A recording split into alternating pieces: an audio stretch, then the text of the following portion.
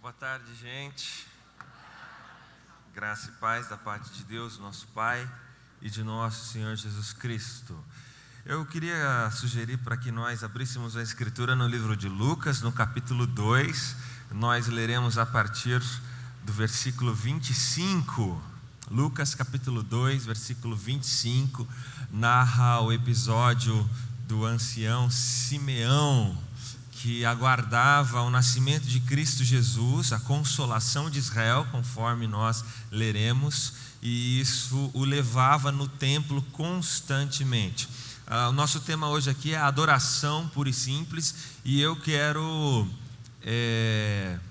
afirmar de antemão que adoração ela é um resultado. Adoração é um resultado do que Deus fez e do que Deus faz. O próprio C.S. Lewis, ele elenca a ideia de adoração com contemplação.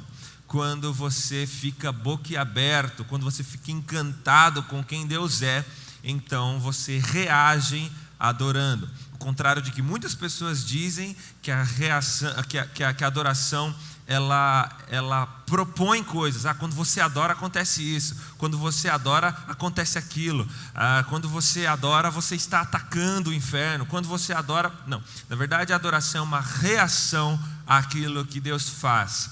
E como nós vamos trabalhar hoje com esse tema, adoração pura e simples, eu gostaria de afirmar já de antemão que o que nós provaremos hoje biblicamente é que a adoração pura e simples é aquela adoração que reage com encantamento, que reage com exaltação à pessoa de Cristo Jesus. Eu escolhi o texto de hoje, que nós vamos expor aqui também, levando em consideração, além do tema, o período do calendário litúrgico que nós estamos vivendo. Nós estamos vivendo naquilo que consensualmente a igreja chama de Advento, que são aqueles 4 domingos que antecedem o Natal. E o período do Advento, nós celebramos 2 realidades: o Cristo que veio, o nascimento histórico, a encarnação de Cristo Jesus, o Verbo eterno de Deus, e nós celebramos também, ou na verdade, nós retroalimentamos no nosso coração a expectativa do Cristo que virá. Então o Advento é um momento para trabalharmos essas 2 realidades: a celebração do Cristo que veio e a expectativa do Cristo que virá. É justamente isso que nós vamos ver no texto de hoje, e tudo isso a partir desse arcabouço de adoração. Porque o texto que nós leremos hoje é uma canção, é uma música de Simeão. Curiosamente, o Evangelho de Lucas é um evangelho bem musical. O Evangelho de Lucas ele começa com 4 músicas. Logo nos 2 primeiros capítulos nós temos 4 canções. A primeira canção é aquela que os próprios anjos cantam, que nós conhecemos comumente na ampla tradição cristã como Gloria in excelsis Deo, que é glória a Deus nas maiores alturas e paz na terra aos homens, a quem Deus quer bem, a quem Ele concede o seu favor. Depois nós temos o cântico da própria Maria, que ao ser interpelada pelo anjo, receber o prenúncio de que ela seria a mãe do Salvador, ela canta uma canção que nós conhecemos na ampla tradição cristã como Magnificat, porque assim começa o cântico de Maria: a minha alma magnifica o Senhor, e meu espírito regozija em Deus, o meu Salvador. Depois nós temos o cântico de Zacarias. Zacarias é o pai de João Batista, e Zacarias então ele canta uma canção que nós chamamos na ampla tradição cristã de Benedictus, porque ela começa com essa expressão: bendito seja o Senhor, o Deus de Israel, que redimiu o seu povo. E a quarta canção, redigida no Evangelho de Lucas, é essa que nós leremos hoje, que é conhecida na ampla tradição cristã como Nunc Dimittis, que vem do latim Nunc Dimittis servum Domini, despede-me em paz, porque os meus olhos viram o Rei. Então vamos ler Lucas capítulo 2, versículo 25.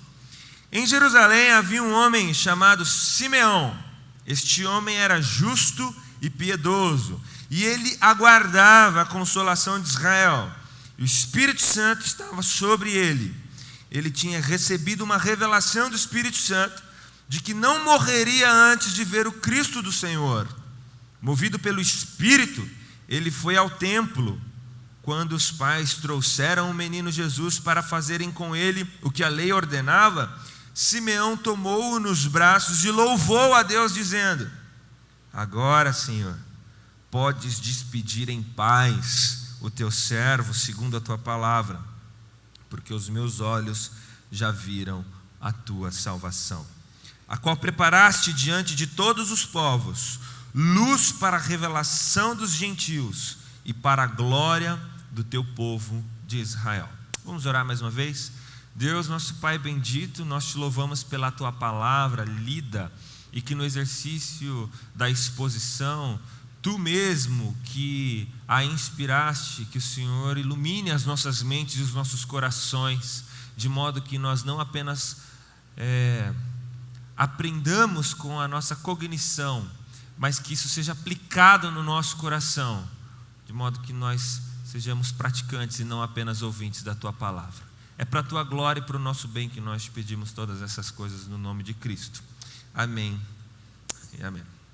O texto começa descrevendo este homem, Simeão, como justo e piedoso. Ora, nós já temos um dilema de interpretação aqui, porque a mesma escritura que chama o homem Simeão de justo é a mesma escritura que diz que não há nenhum justo sequer. Todos se extraviaram, todos estão distantes e carecem, portanto, da glória de Deus. Então, como que nós conciliamos a escritura que diz que o Simeão é justo e a escritura que diz que não há nenhum justo, nenhum sequer, todos são igualmente pecadores e, portanto, estão condenados à morte eterna? Quando a escritura chama Simeão de justo, ela o faz a partir da perspectiva de quando ela descreve Noé, por exemplo, como justo.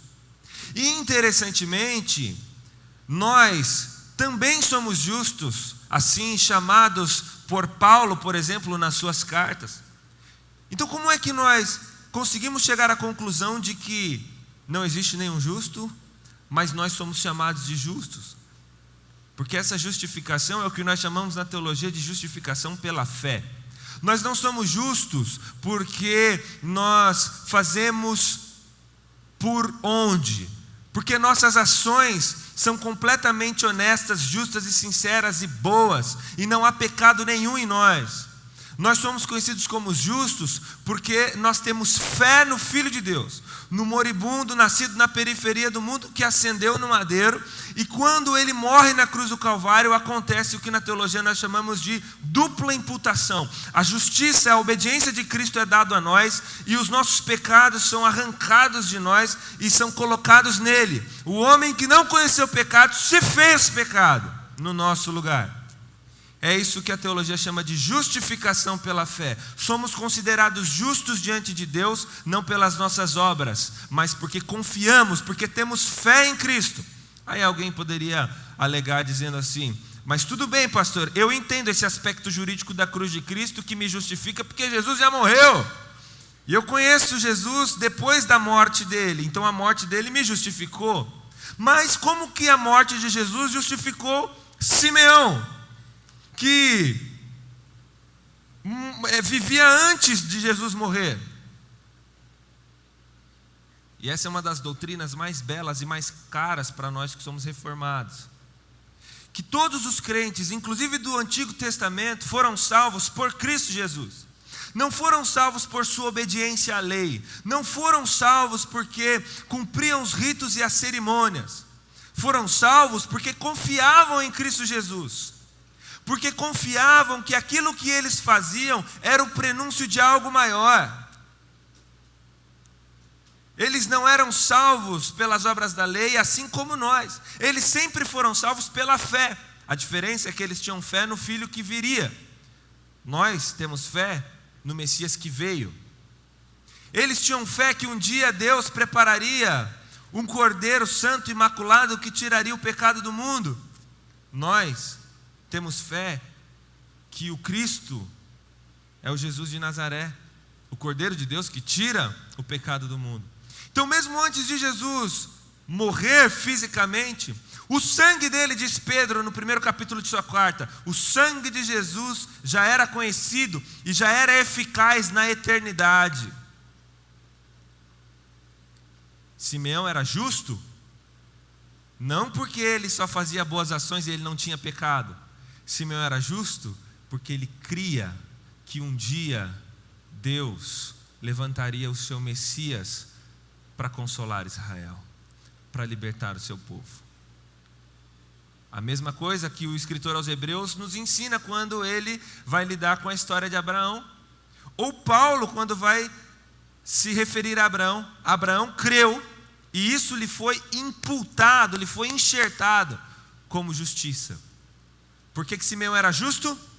Era porque ele era bom? Não, porque ele cria. E ele cria no quê? Veja que o texto diz: em Jerusalém havia um homem chamado Simeão, ele era justo e piedoso e ele esperava. O que ele cria? No que ele cria? Ele aguardava a consolação de Israel. Ora, o que esse homem aguardava?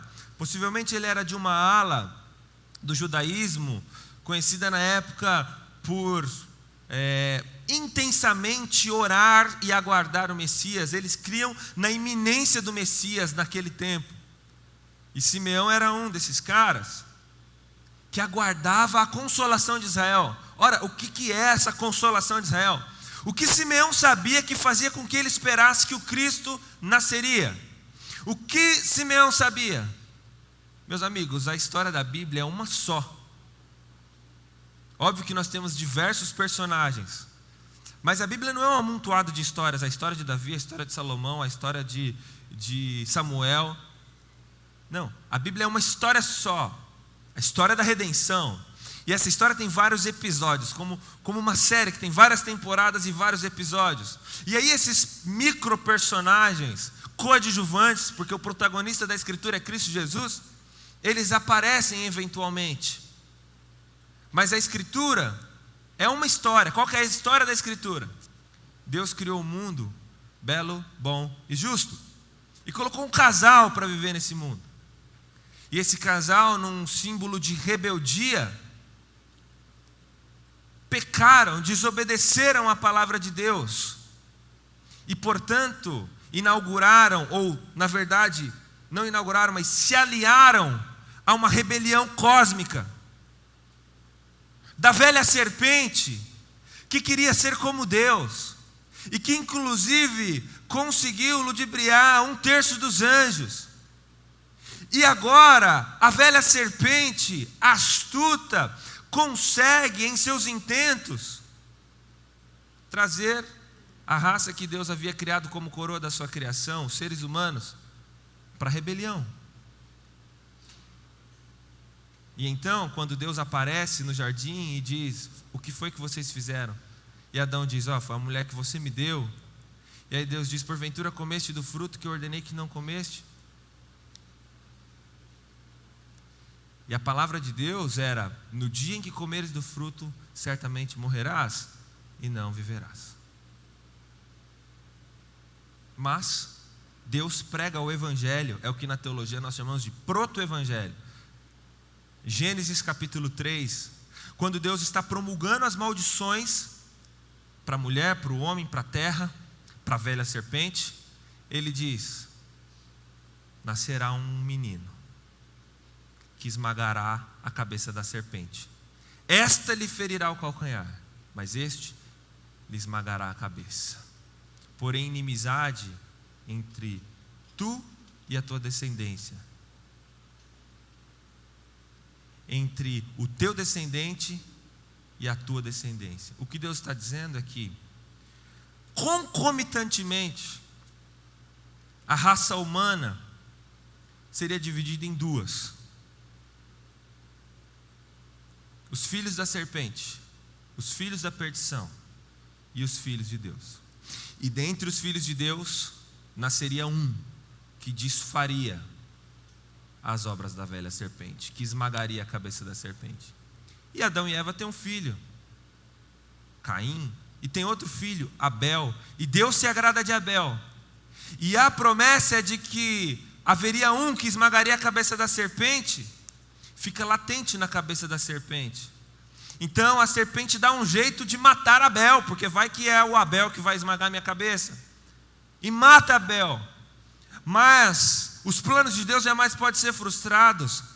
O garoto que esmagaria a cabeça da serpente não era Abel. E não era da família de Abel. Mas é do terceiro filho, Sete. E a história desenrola. E depois aparece um grande novo personagem, Noé. E embora Deus destrua toda a humanidade, Ele mantém Noé e sua família. Porque Deus está mantendo a sua promessa de que um dia nasceria alguém que esmagaria a cabeça da serpente. E a história se desenrola. E depois de Noé, Abraão lá na frente. E Deus agora amplia, Ele dá novos passos em direção ao seu plano. Agora não é mais só uma pessoa e uma família. Agora Ele tira essa família do seu local natural e leva essa família para uma terra onde essa família vai ter filhos. E os filhos terão filhos. E os filhos dos filhos terão filhos. E vai virar um grande povo dos filhos de Deus. Para que o menino nasça e esmague a cabeça da serpente. Mas Abraão, precipitado, ao invés de ter um filho de Deus, ele tem um filho da serpente primeiro, Ismael. Mas os planos de Deus não podem ser frustrados. Deus prometera, Deus dá Isaac, é por isso que o nome Isaac significa o filho da promessa. E Ele dá Isaac. E Deus está fazendo o quê? Ele está mantendo aquela semente da mulher. Porque um dia essa semente vai germinar. E nascerá aquele que esmagará a cabeça da serpente. E Isaac tem 2 filhos. Esaú, filho da serpente. Jacó, filho de Deus. Israel. E então se formam 12 nações. E o José é levado para o Egito. Será que o José é o menino que vai esmagar a cabeça da serpente? Não. Deus faz tudo isso na vida de José. Sabe para quê? Para proteger Judá. Porque na verdade a semente não está em José. A semente está em Judá. Não é Jesus que é o leão da tribo de Judá. E então, agora o povo de Deus saiu do seu local, voltou, ou foram para o Egito. Passam-se 400 anos, mais de 400 anos. E Deus levanta Moisés. Agora esse vai esmagar a cabeça da serpente. Ainda não. E Moisés tira o povo do Egito e peregrina 40 anos. E quando o povo chega na terra, agora sim, vai nascer um menino que desfará as obras da serpente. Há um período de 420 anos, conhecido para nós como o período dos juízes. O povo fica perto de Deus, tudo vai bem. O povo se afasta de Deus, Deus levanta exércitos inimigos para assolar o povo. Aí o povo se arrepende, fica perto de Deus. Aí depois o povo esquece de Deus, fica longe de Deus. Aí Deus castiga o povo. E assim um ciclo de 14 vezes, 14 juízes. Até que o último juiz, Samuel. Será que Samuel vai esmagar a cabeça da serpente? Ainda não. O último juiz, o povo cansa desse sistema de juiz e o povo pede uma monarquia, porque os outros povos tinham reis. Inclusive Deus consola Samuel dizendo: não foi você que eles rejeitaram, eles estão rejeitando a mim. Dê a eles o rei que eles querem. E eles escolheram Saul, filho da serpente. Escolheram Saul porque Saul era forte, bonito.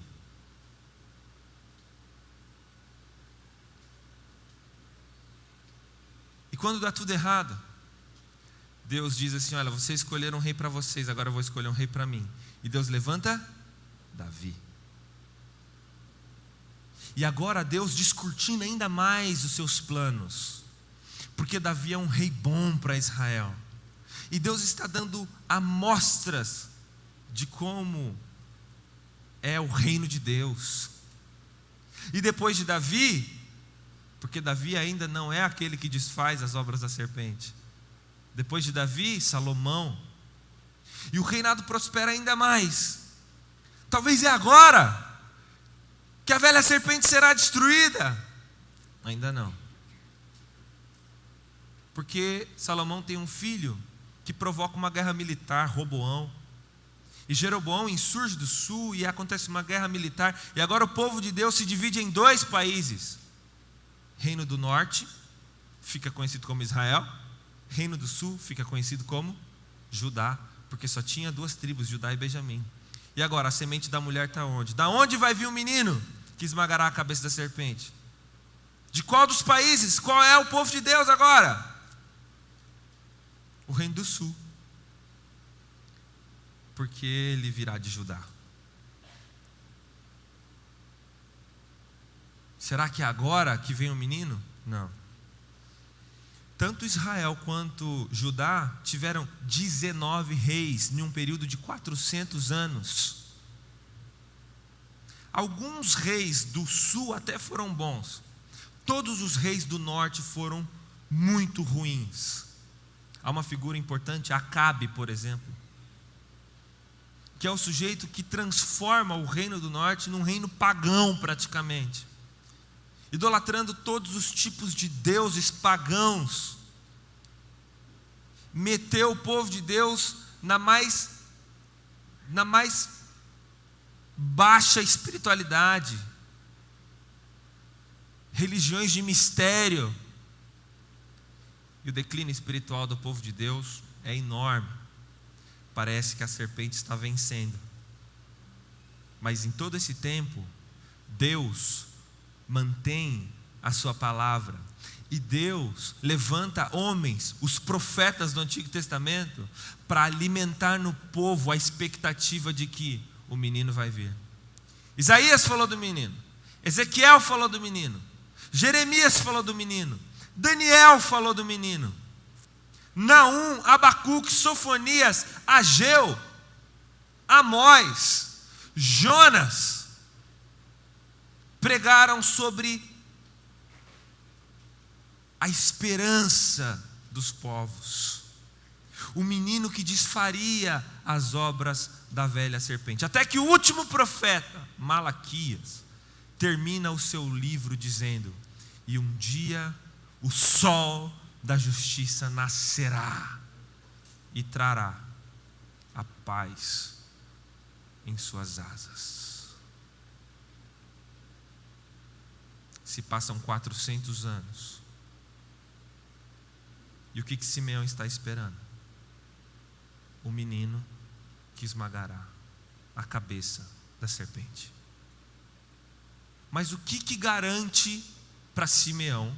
Você poderia alegar, ou na verdade, se você pudesse perguntar para Simeão: Simeão, por que você está esperando esse menino nascer, meu filho? Olha, passou no mínimo 2000 anos, no mínimo, desde que Deus prometeu isso. E vários momentos da história parecia que ele estava perto, mas será que isso de fato vai acontecer? Como você tem certeza de que isso vai acontecer? E como você tem certeza de que isso acontecerá agora, Simeão? Acho que você está ficando louco. Mas como Simeão sabia disso? Veja o que o texto diz. Porque o Espírito era sobre ele. O Espírito revelou que ele não morreria antes de ver a consolação de Israel. E o Espírito Santo levou ele no templo quando Jesus estava lá. Veja, o texto fala 3 vezes sobre o Espírito, porque é o Espírito do início ao fim. Simeão tinha fé. E essa fé, diferentemente do que muitas pessoas pensam, fé não é um sentimento. Não, eu tenho fé que as coisas vão dar certo. Esse sentimento positivo. Fé bíblica é uma profunda convicção das coisas que não se podem enxergar, mas que se esperam. E a fé, biblicamente, é um dom de Deus. Veja que a fé de Simeão, ela era subsidiada pelo Espírito Santo. Não era uma fé, não era uma crença que Simeão tinha, era o próprio Espírito que havia dito que ele não morreria sem ver Cristo. Muita gente diz que nós reformados não cremos no Espírito Santo, porque a gente às vezes não é muito intenso nas manifestações. Mas veja, o próprio Calvino era conhecido como teólogo do Espírito Santo, falou muito mais do Espírito Santo e da união com Cristo do que, por exemplo, de predestinação. É o Espírito Santo do início ao fim. Veja, o texto em um verso fala 3 vezes do Espírito Santo. O Espírito Santo era sobre ele. O Espírito Santo levou ele no templo. O Espírito Santo disse para ele que ele não morreria sem ver o Cristo de Deus. O que garante que Cristo nascerá e que Simeão estará vivo? O Espírito Santo. Foi o que o Espírito Santo disse para ele. E o texto no versículo 27 diz que eles levaram, Maria e José levaram Jesus para fazer o que a lei ordenava. Aqui, fazendo referência à cerimônia, ao ritual de que todo pai judeu, ao 8º dia de vida do filho, levava ele até o templo para ele ser circuncidado por um sacerdote, fazer um procedimento cirúrgico que um sacerdote faria, porque isso significava ou simbolizava que ele era um filho da aliança. E eu estou falando isso aqui de forma bem discreta. Imagina se fosse o Bibo falando sobre isso. De forma bem discreta. E então eles levam Jesus para o templo. Agora imagina você essa cena. Você está chegando no templo, você, tua mulher e teu filho de 8 dias, e de repente, no pórtico do templo, aquela muvuca, o templo era muito frequentado, era muito cheio, sempre, em diversas épocas do ano. Aquela muvuca, você chega com seu filho, de repente um cara que você nunca viu na vida, ele vem e pega o menino do seu colo. E ele fica extasiado. Quando ele pega o menino no colo, ele entra numa catarse, numa euforia. E ele diz: agora eu posso morrer, porque os meus olhos viram o rei. Possivelmente para Maria e para José, essa foi uma experiência intensa. Porque mesmo que todos os eventos que envolveram o nascimento de Jesus terem sido extraordinários, ainda assim, talvez Maria, talvez José, tivessem algum tipo de dúvida do que o seu filho era. E agora um homem que eles não conheciam, dá testemunho a respeito da vida e do ministério do menino. E ele canta uma canção. E o conteúdo dessa canção, quando ele pega o menino no colo, é: eu posso morrer, despede-me em paz.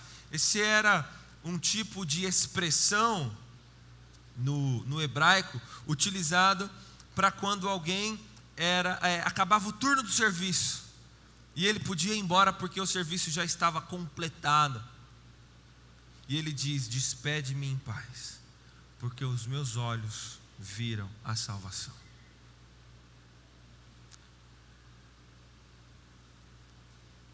Três aplicações rápidas. A primeira delas: só pode morrer em paz quem já viu a salvação. Então quero falar com você aqui que talvez não é cristão, talvez não conheça a Cristo, ou talvez conheça, mas você não sente que você pertence a Ele. Talvez você nunca teve uma experiência de fato de conversão. Talvez você seja um alienado, talvez você seja um marginal na igreja que gosta de olhar, gosta do movimento, vem porque os amigos vêm, mas talvez você não teve um encontro com Cristo ainda. Você não teve esse momento de olhar para o Cristo e entender que Ele é a salvação. E eu quero dizer para você, você só pode morrer em paz. Você pode até morrer, mas em paz você só pode morrer depois que os seus olhos enxergarem a salvação. Porque se você morrer sem enxergar no Jesus de Nazaré o Cristo de Deus, você será contado no número daqueles que são os filhos da serpente, os filhos da rebelião. Você viverá uma vida inteira, uma eternidade inteira, pagando pelos seus próprios pecados num lugar horrível que a Escritura chama de inferno. E mesmo que essa mensagem não seja tão popular, e mesmo que muitas pessoas tenham ultimamente se negado a falar sobre isso, essa é a verdade do Evangelho.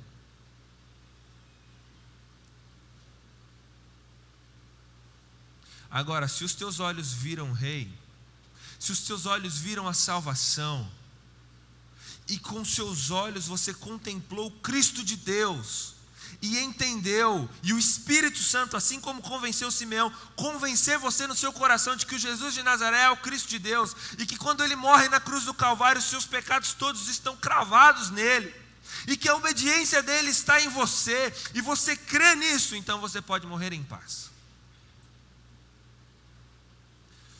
Vou contar uma história para vocês do maior saxofonista de jazz que o mundo já viu, Joe Coltrane.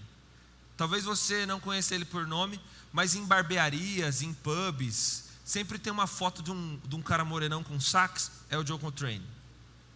Tocou com Miles Davis e uma série de caras. O maior saxofonista que o mundo já viu, de jazz.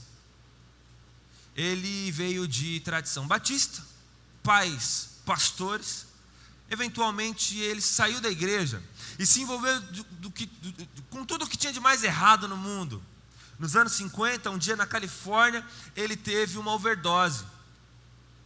E nessa overdose ele disse, Os Guinness conta isso no livro dele, nessa overdose ele disse que se Deus o salvasse, ele viveria para a glória de Deus. É o que acontece. Deus o livra da morte e ele então passa a ter uma vida santa e limpa diante de Deus. Continua sendo um grande músico de jazz, e ele decide criar um disco chamado A Love Supreme, um amor supremo, aonde ele vai homenagear Deus com as notas de seu saxofone. E ele escreve uma música que do ponto de vista do nível técnico é uma música extremamente complexa, e um dia ele vai se apresentar e lançar esse disco, e ele faz uma performance tão incrível, uma das maiores performances musicais já vistas na terra, impecável. Quando ele termina a música, Um Amor Supremo, as pessoas estão tão extasiadas que elas sequer conseguem aplaudir. Tem um intervalo de uns 5 segundos, sem ninguém ousar aplaudir, de tão perfeita que foi a performance.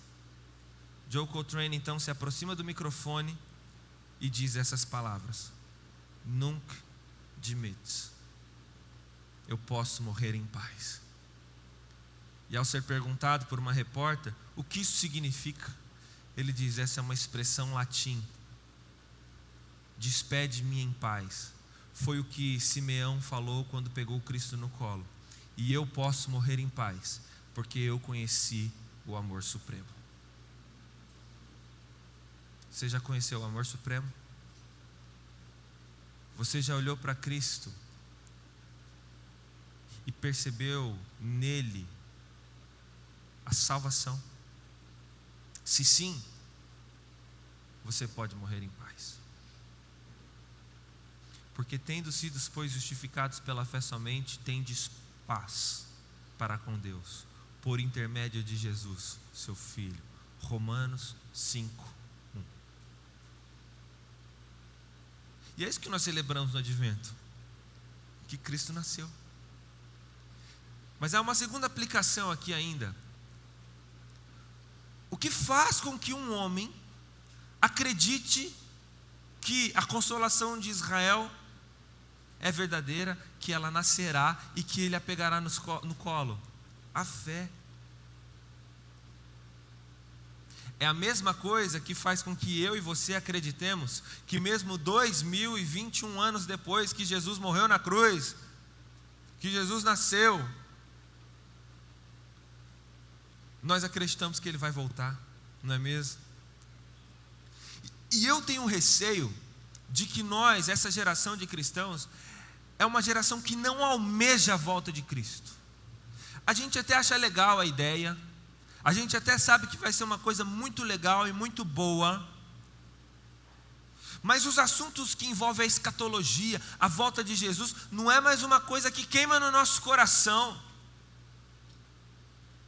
Existe um site americano chamado Bucket List, coisas para se fazer antes de morrer. E eu fiz um exercício brincando com alguns amigos, algum pessoal da igreja. Faça uma lista de coisas que você quer fazer antes de morrer. E tudo tinha a ver com a pessoa mesmo. Eu quero fazer faculdade, eu quero entrar no CrossFit, eu quero perder tantos quilos, eu quero casar, eu quero ter filhos, eu quero comprar uma casa, eu quero comprar um carro, eu quero comprar uma lancha, eu quero fazer isso, eu quero fazer aquilo. Tinha até algumas pessoas que falavam, eu quero pregar o evangelho. Mas nós não estamos mais, por exemplo, orando para a volta de Cristo.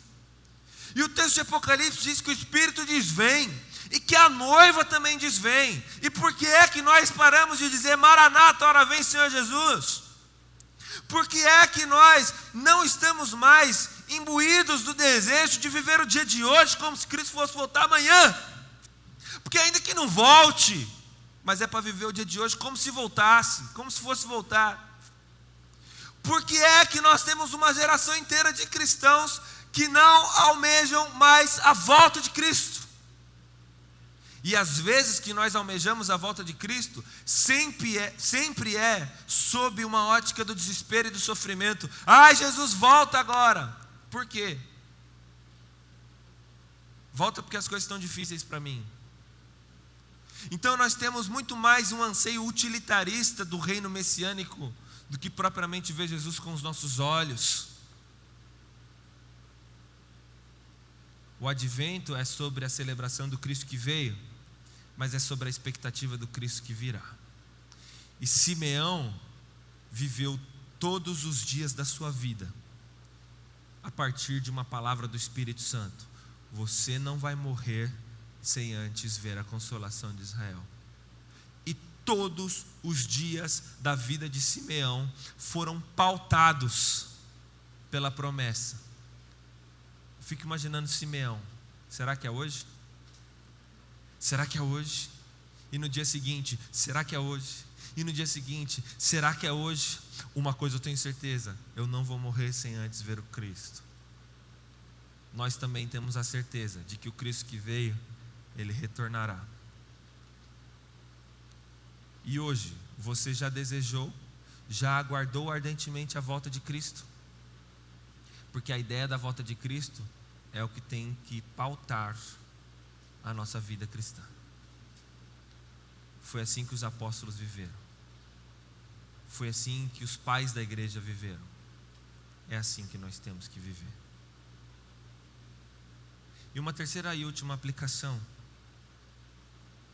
O cântico de Simeão, a música de Simeão,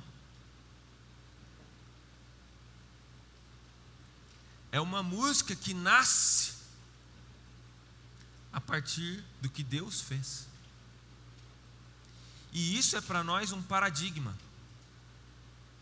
Nós cantamos sobre o que Deus fez, sobre o que Deus faz, sobre quem Deus é. Adoração pura e simples, como é o nosso tema, uma adoração pura e simples é uma adoração que é uma reação a essa contemplação de quem Deus é. É esse entusiasmo, é essa euforia que é o resultado de enxergar quem Deus é. Mãos levantadas, olhos marejados, joelhos no chão, vozes altas, luz, som, banda, tudo isso não tem valor nenhum se não for um resultado, se não for uma resposta àquilo que Deus é. Adoração verdadeira não é uma suposição que eu tenho a respeito de Deus. Adoração verdadeira é quando eu canto e quando eu louvo a Deus com aquelas coisas que o próprio Deus diz a respeito dele. Eu digo que Deus é santo não foi porque eu cheguei a essa conclusão, é porque a palavra de Deus, a Escritura Sagrada, o que Deus diz a respeito de si mesmo é que Ele é santo. Ele diz a respeito de si mesmo que Ele é fiel. Ele diz a respeito de si mesmo que Ele é amor. Ele diz a respeito de si mesmo que Ele é justo. Portanto, quando eu levanto a minha voz e exalto bem alto o nome de Cristo, eu estou, de alguma forma, ecoando, reverberando a verdade de Deus, que Deus diz a respeito de si mesmo, em resposta, em gratidão a tudo aquilo que Deus é. Faz sentido? Quantos aqui estão entendendo isso? Quando Simeão pega o menino no colo, só tem uma reação possível: louvor. Quando Deus te encontra, só tem uma reação possível: louvor. Quando o povo, em Êxodo 14, passa pelo Mar Vermelho, só tem uma reação possível: Êxodo 15, louvor. Não há Deus como o nosso Deus. Nossa força, nossa canção. Grandes coisas Ele fez. O seu reino é para sempre. Quando Deus visita Maria, não tem outra reação a não ser louvor. Quando Deus diz: chegou a hora, o menino nascerá, não tem outra reação a não ser a euforia dos anjos: louvor. Quando Deus visita Isabel e Zacarias, não tem outra reação a não ser louvor. Quando Deus visita Simeão, não tem outra reação a não ser louvor.